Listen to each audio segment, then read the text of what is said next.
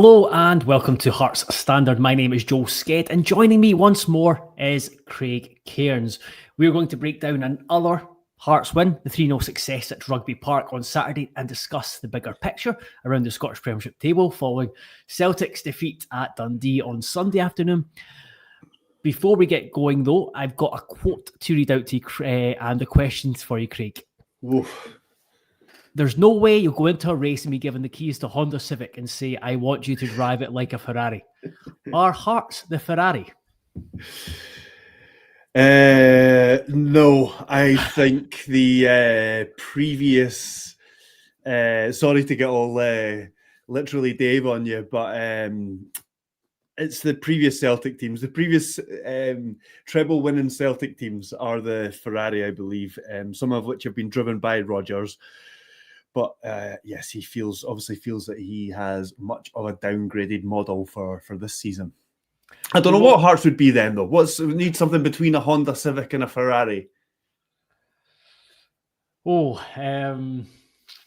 know. I'm not a car guy, so a Subaru. Subaru, yeah. Or is that too close to a Ferrari? I know it's definitely not anywhere near a Ferrari. I don't think so. We won't come to discuss cars because as you found out, we're lacking. But we will come to discuss the Celtic element of this shortly. But Heart Standard is brought to you by S1 Jobs. If it's time to hand in your transfer request, then head over to s1jobs.com and upload your CV today. With thousands of jobs across Edinburgh and the surrounding area, you'll find the one at S1 Jobs. Start your search today. Now, hopefully that video at the start came through fine. It didn't come through fine for me because it was a wee bit, my internet's a wee bit dodgy, so apologies if I've cut it off early. But it was Hearts fans enjoying themselves at Rugby Park, which was a lovely sight on Saturday night. And I thought saw a couple of stuff on social media over the weekend, a lot of stuff that made laugh and smile, but enjoyed this one from a Hearts fan called Mark. I'm 26, just sued. Look what you're doing to me, Claudio. Hearts are class. I kind of thought that encapsulated the feel-good feeling around the club, and especially on Saturday, and just the kind of connection that is growing with this team, with this season. It just seems to get better and better. Not just like every week, every day seems to get better and better. Now, Craig, you rewatched the game for the analysis that can be read on the site now. Would recommend everyone to do so. Once you've listened to us talk nonsense, I've linked it in the description below, or it's on the top of the site at heartstandard.co.uk. Now, as usual, before we get into like the key elements that you have pinpointed, was there anything that changed in terms of how you view the game after the rewatch? No, I think it was another one of those ones where, because there has been a mix this season, but no, I think it was another one where we got a fair indication of what went on in first watching. I don't think there was anything too complex about it. I think in a nutshell, and kind of going off something McInnes has said a couple of times this season at least, is that games aren't always decided by tactics. Sometimes it's errors and things like that. Luck sometimes as well. And I think there was a little bit of both going on at the weekend. I think Hearts settled into the game better once it did settle down. They played the game how they wanted to play in the second half a bit more than they did in the first half. And they not only pounced on the errors from Kilmarnock, they showed real quality to finish them off. So, yeah, I think it just kind of fleshed out what our thinking was after watching the game on Saturday. I don't think it was one that I kind of revised my opinion on much. So I just reading a comment. Joel, change or move your lampshade. Yeah, do kind of the issue is I've got making sure that I'm all right.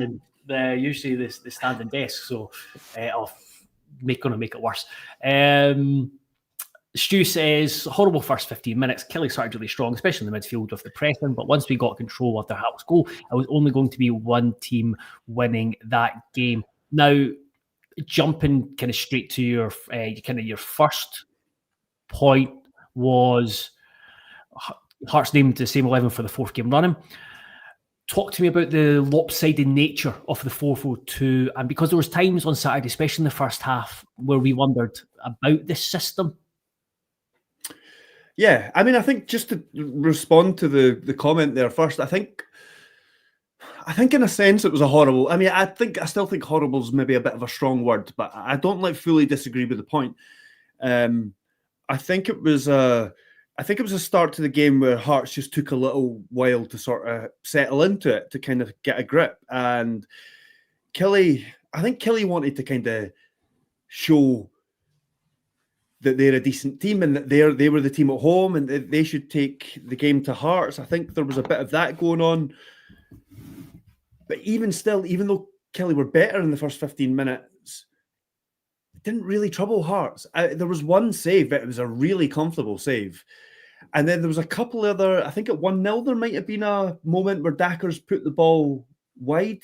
Yep. But other than that, there wasn't too much. There was a cross early from a set piece that looked like it was quite dangerous, but Dackers completely misjudged it at the back post.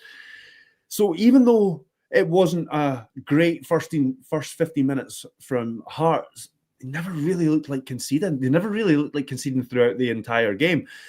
But to answer your question about the shape, and I suppose slightly relatedly, as I did say in the preview before the game, the video that we did, that I thought it would be the same team. And I said that even though it might have here and there, it might have something that's lacking, it's still fairly makeshift, that right-hand side. There's no worries with it in a defensive sense. And I think you saw that again. Kilmarnock started with a midfield 3, but what tended to happen was Watson was mostly central, and then when the ball went to Kingsley, he would then race out to press him. That's one of the reasons Kingsley had so much space. And on the other side, Milne, Kiltie was more likely to go out. He was on the left in the midfield 3 for Kilmarnock, and he was more likely to go out to the left, and McEntee kept an eye on him, while Milne followed the runs of Kilmarnock's left wing back. So sometimes Milne's behind McEntee. There was a few times where he was actually deeper than him. And it meant a kind of lopsided nature to the shape, whether by design or just how the game unfolded. I'm not entirely sure. And then, I mean, that's where Hearts did most of their damage in the end. In the second half was on that left-hand side, albeit through taking advantage of mistakes. Yeah, I just thought it was like, on reflection and looking at the stats as well, it was like it wasn't like it was dominant. I think it was a dominant win, but it was like it wasn't like I wouldn't class it as a dominant performance. I'd class it as a really assured, confident, convincing performance with like a ruthless streak. But you look at on the one end of the pitch, you've got a goalkeeper that was barely tested. I think it was 2 shots on target from Kilmarnock, one of which was from outside the box. And then up the other end, you've got the different ways in which Hearts can get at you. Set pieces, just a huge advantage to have such a threat from set pieces. We talked about it when I don't know if it was myself and yourself, or I talked about it with Scott, and there's games that are tight. To have that ability to score from set pieces and delivery was massive. Halkett obviously went close again after his first goal, and then the ability to counter-attack teams and get at teams different ways. We're beginning to see more and more different strings to Hearts' bow, which is really, really positive. Another positive, and someone else that you pinpointed, was Stephen Kingsley. He's came in recently and he's been really, really good, and he had another good performance, a really important performance as well, as you're about to discuss. Yeah, so you can see here, I wonder if I should have brought up the average position ones. I should have done that while I was talking the last time, but you can see from the average positions one here first. Kilmarnock one's on the right. and they're shooting down the way. And you can see their midfield three was 12, 31 and 11. And you can see the difference there between Kilty was 11 and Watson was 12. You can see the difference between their positioning. And then you can see the Hearts one as well. You can see what I mean about Milne and McEntee almost on top of each other. Also, and this seems to be a weekly thing now in the middle, just as a quick aside, Devlin and Beningame's average positions are right on top of each other most weeks. They don't like sit as one's right-sided and one's the left-sided. They totally crisscross the field. And then you can see there was lots of times, I think a lot of that's from the second half, but Hearts were effectively a front three for quite a lot of that second half. But yes, this pass network here shows you how involved Stephen Kingsley was. I think he certainly had the most touches, but I think going by this, he's had the most passes as well in the Hearts team. And yeah, you can see how much further forward he got than McEntee. And I described it as like a supporting role. I mean, he's not like directly involved in any of the goals, but he was key. Even in the first half, I noticed that he was key to Hearts getting up the pitch, often being the spare man. And I think you saw a few times how Hearts want to kind of tease the opposition out in certain areas and switch the ball across the pitch. And a lot of the time that was to Kingsley. And it laid a sort of basis for the likes of Kizaridis and Suarez to be Suarez. I do this every time. Every time we're referencing StatsBomb graphics, I say Suarez because that's his name on it. Braga. It gave them a platform to work their magic, basically. Suarez does sound really, really cool, but then it's Braga's. It has to be Braga because of the song, so there's no change in that. Before we get on to discuss Braga and Kizaridis and their impact on the game, I'll bring in some comments. So there's a couple that mentioned name, but this will be a scattergun approach because I've starred quite a few. Sean Casey, going back to our question about what car would Hearts fee, Hearts would be a Lothian bus. You've seen the size of the squad, very true. Martin Byrne says, we are a juggernaut, no car comparisons needed. Of course, the Hearts are very much a juggernaut. Grant McLean, winning the league within 10 years or for 10 years? Now there's a poser. There we go. Derek Mack, photography, the work rate of Kizzy and Braga was immense, chasing everything. And I'll just see if there's another one. The Gorgie Boys podcast kind of references what they've done. This Hearts side has a ruthless side, which showed with that 2 goals in 4 minutes for too long. Have seen us be punished for mistakes. Now we're actually punishing opponents. So yeah, it was, I think Braga and Kizaridis had their moments in the first half. A lot of things maybe just didn't quite come off. And in the second half, it just their involvement really showed. I think the way that the Hearts attack is, I wouldn't say just been elevated, it's just been improved just with players that we didn't have last season who can, like in the last couple of seasons, who just have that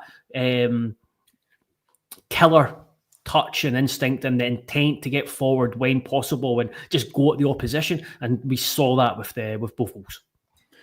Yeah, there's lots of different aspects that I could have honed in on for that piece. You could have looked at the set. You've already mentioned it, the set pieces, the importance of that. Could have looked at, and there might be a future article about the attacking output of Kizaridis and Braga. I think that's Kizaridis on 4 goals and 5 assists now, or something like that. But I think key to it as well is their work off the ball and their pressing. We've spoken about Kizaridis being very good at getting a foot in, but he works very hard as well. And Braga, it was both pointed out, I think, individually about Braga, and Tom said something about the wider collection of signings that he identified a common trait about them, about their willingness to press opponents or to win the ball back quickly or whatever it may be. And I think it was a great example of that. And if you go through the Hearts team on StatsBomb and you go through like the player comparison. So it's just basically comparing all the Hearts players with each other, and you can select different metrics. If you go through all the pressing ones, Braga got it right this time. He's at the top or near the top of pretty much all the pressing metrics. Yeah, absolutely, and I think that's been really key to how Hearts want to play, is that the attitude when Hearts lose the ball, when we don't have the ball, is the desire to win it back and the right characteristics to want to win it back and make the right runs, and not just run around like a headless chicken, but it's actually the runs and pressure that actually mean something. And kind of seen that, and it kind of fits into the identity that certainly Derek McInnes wants to create for this Hearts side when they don't have the ball, is to go at teams, especially in those moments after lose it. And then the big thing is they just have that productivity. They have the numbers. All forwards are going to be judged on the numbers that they put up, and the numbers are really, really positive. And you talked about we'll probably do a lot more on Braga and Kizaridis in the days and weeks to come. And this kind of just epitomises. Sorry, bad timing. On you go. Oh no, that's not the one I'm looking for. That's what I'm saying. Bad timing. I was going to follow on from what you're saying with this. Oh no, can you remove that? Just I've got something else I'm going to shop. And it just, I think a lot of people over the weekend will have seen potential on social media a graphic that was put up with Kizaridis and his kind of dribbling and his progressive runs, his kind of metrics, and that was from Kai Watson. And so I looked on StatsBomb, and for like the attacking metrics, this kind of just shows how Kizaridis is comparing to the league average. So Kizaridis is in the red, the league average is in the blue. This is for all players who are like attacking midfielders and wingers. So you can see that Kizaridis is, I know it's hard to see like specific metrics because it's really small, but these are like shots and key passes, dribbles, just like any kind of attacking metric he is excelling in. He's in like the top bracket for the vast majority, and it's just it's obviously a small sample size with the number of games that's been played, but very, very encouraging. So that's a radar which is specifically for attacking midfielders and wingers. So you can get them by rough sort of positions, and so that's basically it's the radar is like a template that's set, which is picked a bunch of metrics which are related to that position, basically. Yeah. And then it's comparing him to other players of that position. And he's absolutely smashing it. And the one I brought up was, I don't know, I think this might have been one that you or somebody else has made up themselves in StatsBomb, because it was called pressing, and I think somebody's just put like a bunch of pressing metrics. But you can see, I mean, two things stand out. Is that a lot of teams are doing a lot of pressing. Yeah, that's Scottish football. A lot of running. And Hearts are either matching or outstripping. Apart from one metric, which is high press shots, they're either equal to or doing better than all the other teams. Yeah, well, so a lot than the average. Sorry. Than the average together. So yeah, there's a lot to like about Hearts, both individually and collectively. Let's favourite loads of comments. So some of them are really good questions that I might save for a podcast or show later on in the week when we look further towards Celtic. So for example, or not an example, but Connor Greenhorn says, I want to win against Celtic, but would take a draw to stay 5 points clear. Win would be brilliant. Absolutely. This is, again, this is a scattergun approach. Was Magnuson pushed into a mid-right wing position when the last subs came on? I was too busy writing. So yeah, I had gone down to closer to the away fans to get a few videos. So my view was a little bit obscured from down there, so I'm not entirely sure. I noticed he was on the right a lot, but I just assumed that was because I think Hearts definitely sacrificed a forward at that point, so I thought maybe he was at the right of a now midfield three or something. But I honestly didn't, and I didn't watch when I rewatched the game. I didn't watch right to the end either. The game was done and dusted. Might go back and see if that was the case. William Sterling, what about the betting? We were 7-2 before the Celtic game. Now 5-2 win to win the SPL. I think we were actually, my mates were looking at it. I think before the Celtic game, we were there was more chance of us winning the league than there was us beating Celtic on Sunday or something daft like that. Graham Stewart says, if I hear aye, but look at Aberdeen last season, one more time, going to lose my shit. We won't have scored like. Yeah, I was listening to the BBC podcast this morning. Michael Grant, works at the Times, Aberdeen fan. He just referenced Aberdeen. He didn't do the comparison, but he was just talking about how he felt at this stage last season with Aberdeen, and the fact that everyone should just enjoy themselves because it's great. And it did get me thinking. It was like, I just think there's just far more longevity with this Hearts side, with this Hearts squad. Well, I think Hearts seem to be steadily improving still, and I'm not saying that's going to carry on for. I'm not going to predict that for any amount of time, but I think Aberdeen, Hearts until recently weren't really winning many matches or any matches convincingly.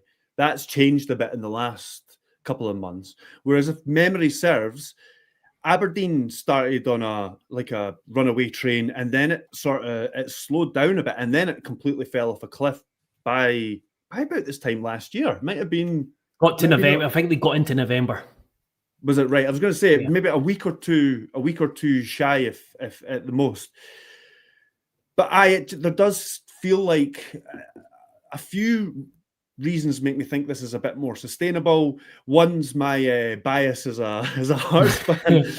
Another one is I think there looks like, and I know much more about the Hearts squad at this point than I did about the Aberdeen squad at this point last season. Granted, but I think there looks like a lot more depth in the Hearts squad than there was in the Aberdeen squad last season. There was another reason I can't remember, but I just don't see it. I just can't see this team only beating lower league teams between, as you say, November and the end of March or whatever it was. I hope because the only time we're going to play them was at the Scottish Cup. Paul Greenslade says, after went 3 up, the team showboated and displayed what is to come as confidence grows. This is special.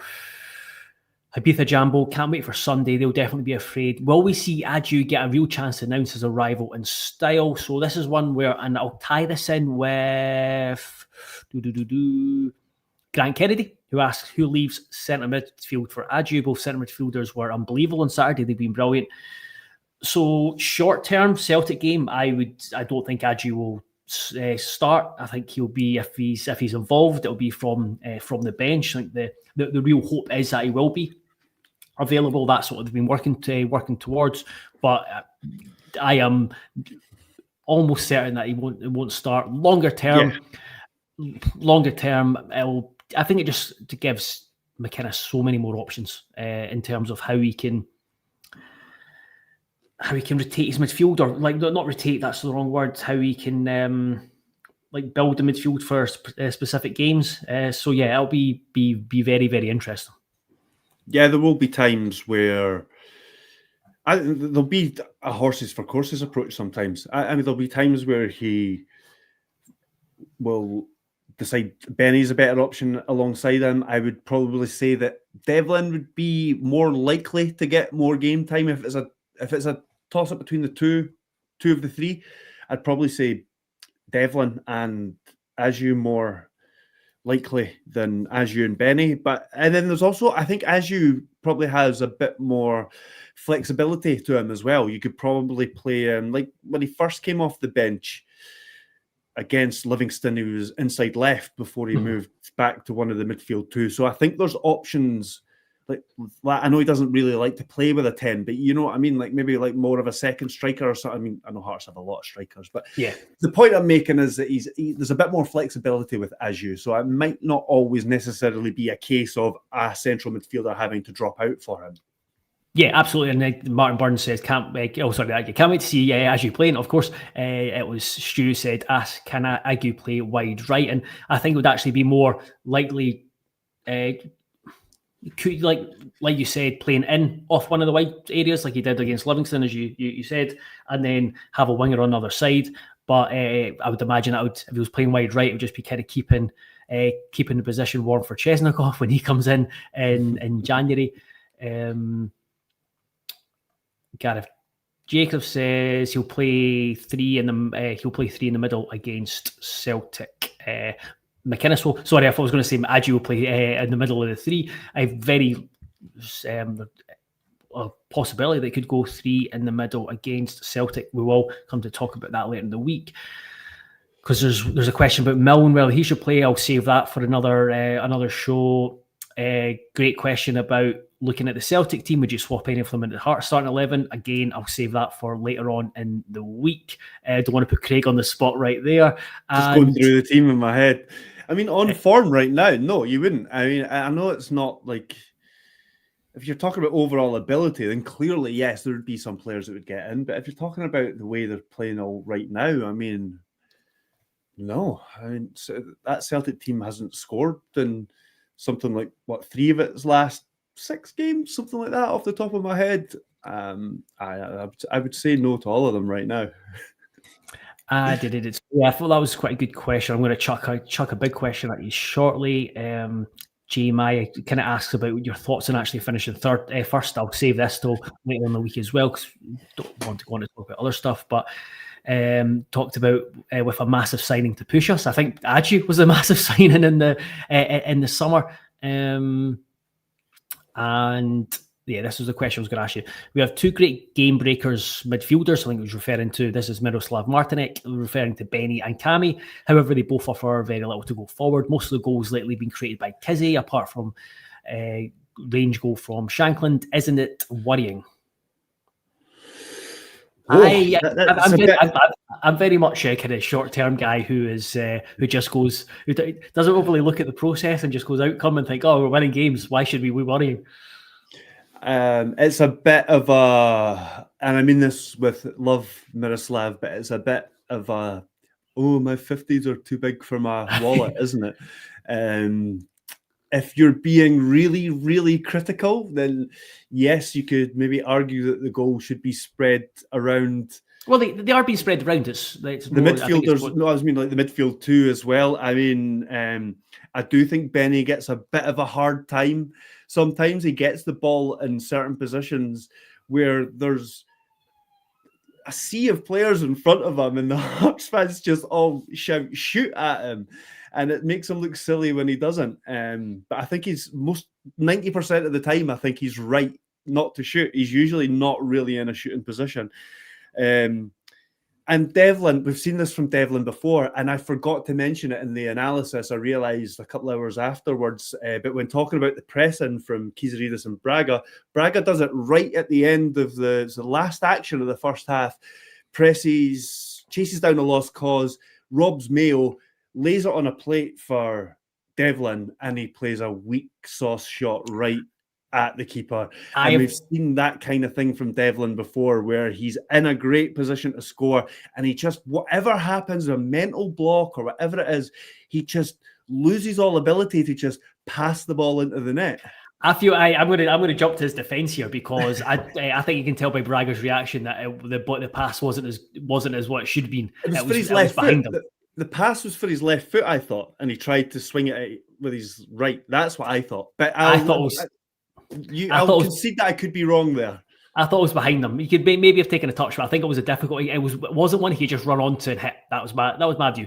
In terms of just when going back to Miroslav's question, I would say what we've kind of been talking about. We've still got Aju to come into the team. We've still got Chesnikov in January. Still got Kajota to have a bigger impact. So there, at the moment, the balance is really nice. But I think there will be others who will contribute. And I think what Benny and Cammy have done is given the team a really strong platform, and will continue to do so, especially being able to play 4-4-2 when they're up against 3 midfielders. It's really, really important. Right, let's see if there's... Stu says, love watching Devlin play on the half turn, dropping the shoulder for fun. He's been playing out of his skin. Did notice that there's a couple of times recently, he's been doing a couple of moves that are like quite Benny-esque in terms of kind of creating space for himself. Yeah, there was one that I noticed at the weekend, and there was a couple of times where he's been doing like little flicks. There was one or two moments like that on Saturday where it was like a clever wee flick and stuff. And I think he's been brilliant. I think he's been brilliant this season. That shot aside. Tom Gill says Dell has clearly been coaching Devlin and making him look to do something creatively with the ball compared to last season's monotonous backwards recirculate, turning into Iniesta. He gets a lot more options as well this season. That's definitely part of it. There's the team's much more well oiled for him to play within. I don't know if it's changed after Saturday, but I was looking into the stats after last week, and he is playing forward more often, certainly more often than last season. So that's kind of backed up. Gordy Boys podcast says, I think McEntee has gone under the radar, very solid and reliable, even though he's playing out his position, been very consistent so far.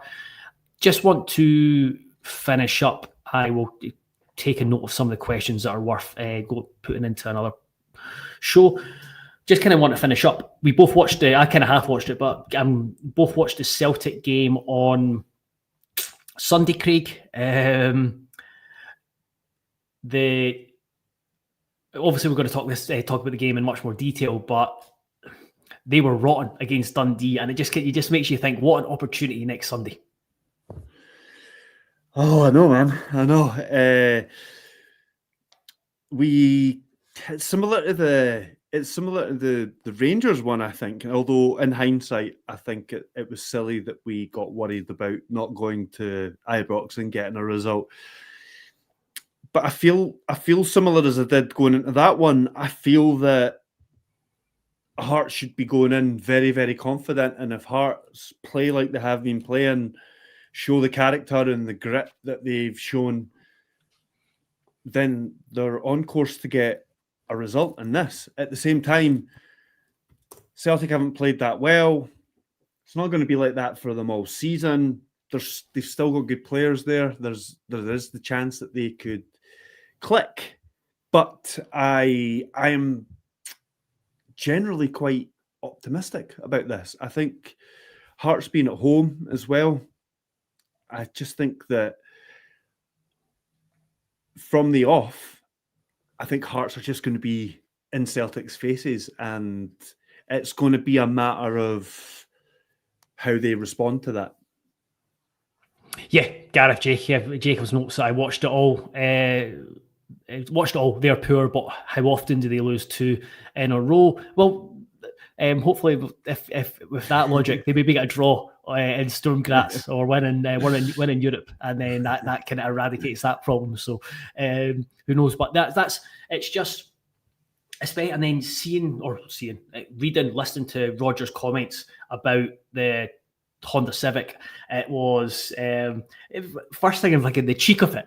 Like the budget that Celtic have in this league compared to everyone else, and the budget they have had over numerous years, it's mental. I think Ryan McGowan described it on the BBC podcast this morning. It's like if they're driving a Honda Civic, then everyone else is, other than Rangers, everyone else is driving scooters. or scooters, and I'm guessing scooters like what kids have rather than motorized ones that delivery drivers have now. Walking to work. So but I do think it just points to, and it goes back to the summer transfer window. It just points to the tension, the uncertainty, the uneasiness that's kind of enveloped Celtic, and it's the fact that you always talk about, like, to have a title challenge, you kind of need. You certainly need at least one of the Old Firm to be in a bit of a mess. But the fact that both Old Firm teams are a mess, it's absolutely brilliant. It's so good to see. Even Hearts weren't having such a good start to the season. It's brilliant. But it's even brillianter to use a word that is definitely not a word. Yeah, this one horse race stuff's boring, isn't it? Adam says, will be a different Celtic we face as a reaction, but they're clearly passive, weekend forward and full-back areas alongside set-piece weaknesses, which all players are strengths, so definitely confident. So yeah, that was one where Dundee scored, and they had a couple other opportunities from set-pieces. I was like, Craig Halkett must be rubbing his hands for Sunday. that Clark Robertson header was a very Craig Halkett-esque header, the one that opened the scoring. I do think that Celtic, I mean, I get to an extent where Rodgers is coming from. I mean, I'm not going beyond the phrasing that he's used. He has been let down in a recruitment sense. I know that their budget still far outstrips all that kind of stuff, but they're going to have poor performances with that squad. It's just going to happen. They ended up with they sold their best striker in January and didn't replace him. They sold their backup striker in the summer and then only brought in a free agent after the window had closed. They've got about 3 or 4 left wingers and no right winger, it seems, other than James Forrest, who's still getting a game in 2025. So yeah, there are issues with the squad. Alistair Johnson, I'm not sure if he's back, but even if he is, he's been out for a long time. There have been issues with that squad. I can see where Rodgers is coming from, and it's just like not a happy place. It's like a diluted version of Rangers, in that they actually have a manager. The manager's unhappy. The manager's unhappy. Rangers do have a manager now. I suppose, yeah. As we speak, he's being appointed. The fans are unhappy. There was the protest and that kind of stuff. Hope they're not pulling out any of that stuff on Sunday, because I think that will work to Celtic's advantage if they do. Yeah, that was my point. That was going to be my point, in that the reason I'm confident is I look at that Celtic team and I'm like, I don't think they'll fancy Tynecastle on Sunday. And what Tynecastle will hopefully be like a really, really... I choose my words carefully. A really big, strong atmosphere where everyone's up for it, and you can sometimes can be a bit diluted because of the 12 o'clock kickoff on a Sunday. It's like the worst kickoff over the weekend. So the worst kickoff time. But you just want the kind of the atmosphere to be just a typical time, like how we imagine, like how Tynecastle should be. Like raucous is a word raucous or boisterous is a word I've been looking for. So yeah, that's hope. We will finish there, Craig. I'm making a note of some of the questions that you guys have been asking. Really, really good questions, but they're worth a bit of depth later on in the week. And I'll just finish up with 2 comments. Firstly, Gavaldo, remember the clocks go forward on Sunday, just so everyone knows. I need to double check that if that's correct. Don't want to be duped like the Haywood Jabloni issue. This is a slightly different trolling. And Chris Valance says, I stopped drinking at the start of the season. It was only supposed to be for a month. Now I'm all superstitious and not drinking until Hearts lose. Hopefully I can last until May. Oh man, Chris. The thing is, this is like you're looking after the derby, and if we're on Sunday, it's like the one thing you want to do after that is go out for a pint. So, but please, Chris, for everyone else's sake, do not drink another drop of alcohol between now and the end of May. If it goes off the rails, we know you are to blame.